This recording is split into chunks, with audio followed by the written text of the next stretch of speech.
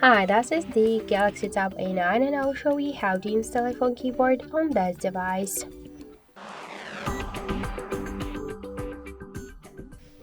So first we should open the Play Store app and in the search bar we should enter the green Apple keyboard.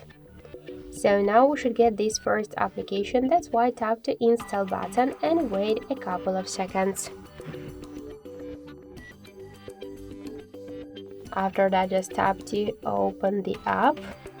Click to enable in settings and near green Apple keyboard tap to the swatcher. Click twice to OK and go back. Tap to switch input methods and switch your currently keyboard to the green Apple keyboard.